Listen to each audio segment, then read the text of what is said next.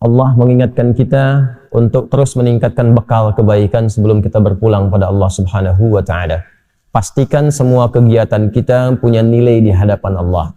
Jangan hanya punya nilai dunia saja. Kalau cuma dunia saja, apa faidahnya iman yang telah kita yakini itu? Apa bedanya antara orang beriman dengan yang belum beriman? Maka pastikan bukan hanya sholatnya, tapi semua aktivitas hidup kita. Makan kita punya nilai di hadapan Allah. Berpakaian punya nilai di hadapan Allah. Berkendaraan punya nilai di hadapan Allah. Semua kegiatan yang memiliki nilai di hadapan Allah itu disebut dengan hasanah namanya. Disebut dengan hasanah. Karena itulah kemudian ketika kita mengerjakan satu perbuatan, seperti saya mau minum misalnya, maka saya niatkan minuman ini untuk mendapatkan ridha Allah. Ya, maka saya katakan Bismillahirrahmanirrahim, kemudian saya minum. Maka kalimat Bismillahirrahmanirrahim itu yang menjadikan aktivitas minum itu punya nilai di hadapan Allah. Minumannya sama dengan yang diminum siapapun. Ya, menghilangkan haus fungsinya. Jadi hausnya hilang, tapi apakah dengan hilangnya haus itu Allah memberikan nilai tidak? Ada amal solehnya enggak? Bismillahirrahmanirrahim punya nilai itu. Itu yang dimaksud hadis Nabi, kullu amrin dzibalin la yubda'u fihi bismillahirrahmanirrahim fahuwa abtar. Ya, setiap perbuatan baik, ingat yang baik ya, bukan perbuatan buruk, bukan korupsi pakai bismillah misalnya, tidak, nggak boleh itu. Ya, mencuri pakai bismillah, tidak. Semua perbuatan baik, dibalin itu yang dibenarkan oleh akal dan hati kita itu benar.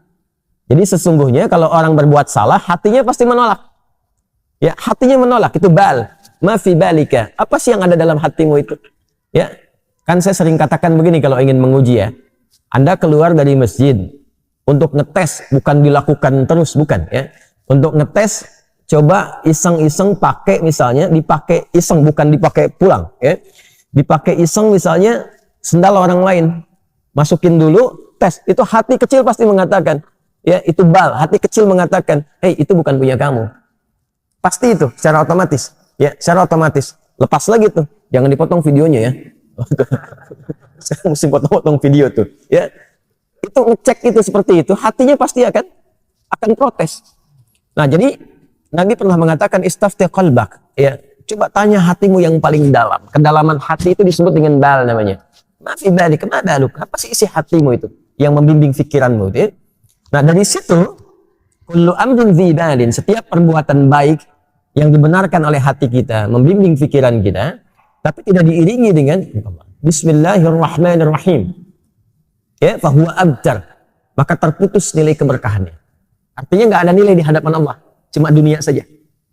Nah, setiap perbuatan baik yang diniatkan untuk mendapatkan ridha Allah itu disebut dengan hasanah. Poinnya 10. Setiap perbuatan baik itu poinnya berapa? 10. Itu yang dimulai di Al-An'am ayat 160 tadi. Man jaa'a bil hasanati falahu 'asyru amthaliha. Siapa yang mengerjakan satu perbuatan baik, punya nilai di hadapan Allah, maka nilainya diperintahkan pada malaikat mencatat 10 kebaikan. 10 itu tadi standarnya ya, bukan 1, 2, 3, 4, tidak. 1 ke 2 ya potensinya 500 tahun. 2 ke 3 500 tahun. 3 ke 4 500 tahun. Makanya mengumpulkan pahala itu caranya mudah. Mudah.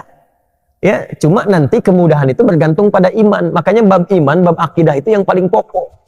Itu hanya iman yang mampu menggerakkan kita untuk mendekat kepada Allah. Kalau imannya tidak maksimal, sinyalnya nggak kuat, ya boleh jadi tidak akan semua amal itu menjadi amal soleh. Itulah yang menjadikan kerugian itu. Dikasih waktu untuk beraktivitas, tapi aktivitas yang dikerjakan tak ada nilai di hadapan Allah. Karena hasanah ini yang dibawa pulang, bukan minumannya. Ya, ini keluar lagi menjadi kotoran, ke alam kubur nggak ikut. Hasanah itu yang akan dikonfirmasi sampai dengan di akhirat nanti. Jadi di dunia dikerjakan, di akhirat ditampakkan. Itu yang dimaksud di Al-Baqarah ayat 201 itu. Wa minhum man yaqulu rabbana atina fid dunya hasanah wa fil akhirati hasanah wa qina adzaban nar. Kan? Maka di dunia kita mengerjakan itu, di akhirat dikonfirmasi. Konfirmasi itulah yang kita sebut dengan pahala itu.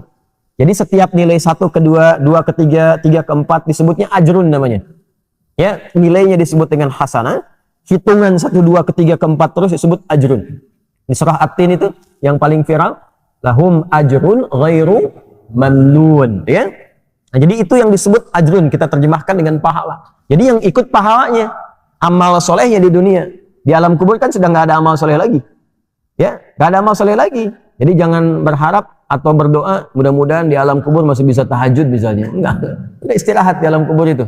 Tinggal ditampakkan pagi dan petang itu, ya, ditampakkan kenikmatan surganya nanti. Kalau dia insan beriman, hadis riwayat Umar bin Khattab radhiyallahu taala anhu tentang sifat surga. Nanti ada kitab Bad'ul Khalqi di dalam Sahih Al-Bukhari. Nanti di subtopiknya yang ke-9 itu tentang sifat abwabil jannah, sifat tentang pintu-pintu surga.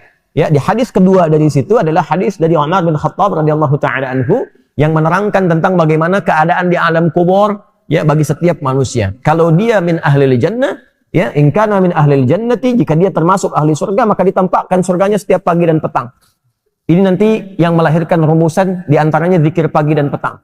Ya, dan nanti ada hadis-hadis lain tentang fadilah-fadilah keutamaan yang mengantarkan ke alam kubur. Babnya iman, ingat. Babnya iman. Kalau beriman, yakini.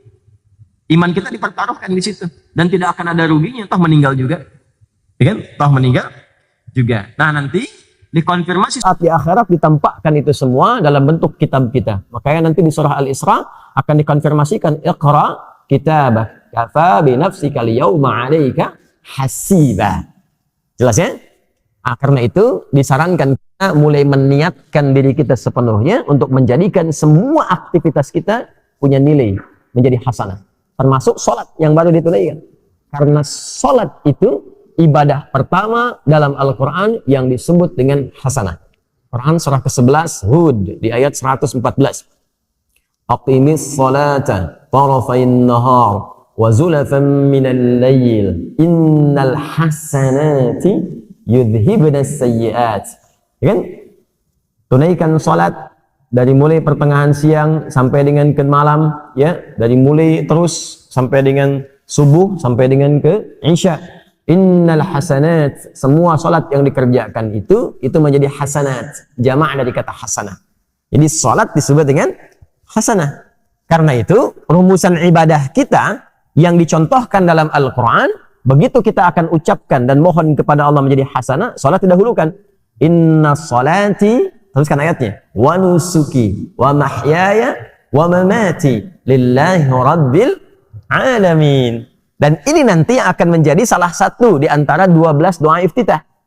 Doa iftitah itu ada 12. Nanti di Sunan Abu Daud yang sangat menyenangi doa ini itu diantaranya sahabat Ali bin Abi Thalib. Sayyidina Ali bin Abi Thalib radhiyallahu taala anhu itu sangat senang dengan doa ini.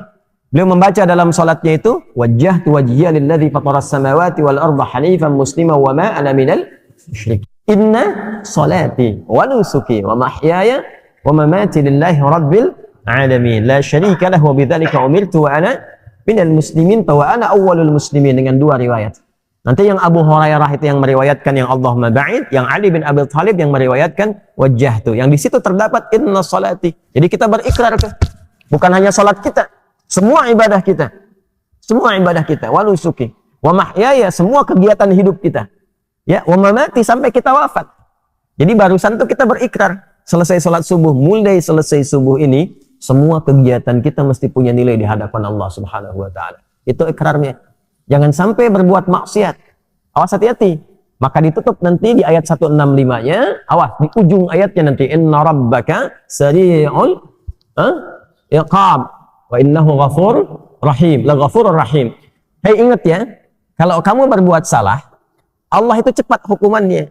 Tapi dalam saat yang bersamaan, Allah sangat maha pemaaf dan pengampun dari segala dosa-dosamu. Maksud rangkaian ayat ini begini. Gak ada di antara kita yang sempurna. Sekarang pun kita ada di masjid, boleh jadi banyak lumuran dosa yang pernah kita lakukan. Ya, tidak ada yang sempurna. Ada kesalahan. Mungkin sebelum berangkat ke sini ada dosa yang diperbuat. Ada kesalahan yang dilakukan.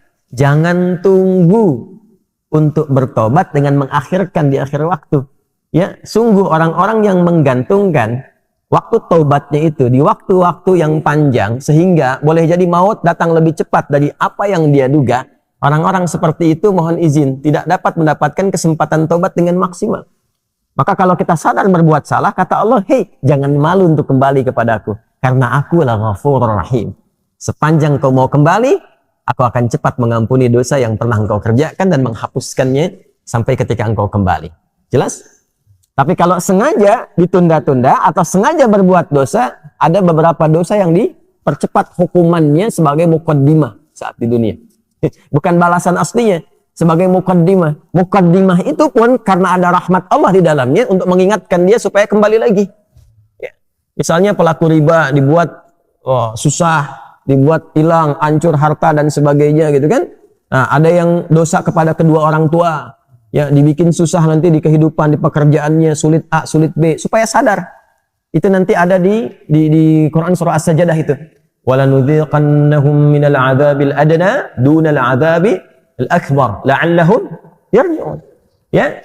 Jadi kami akan timpakan, rasakan ya pendahuluan hal kecil, hukuman kecil untuk menyadarkan hamba itu supaya kembali tobat. Supaya tobat. Jadi jangan tunggu dihukum dulu oleh Allah. Ya, untuk disadarkan supaya kamu taubat.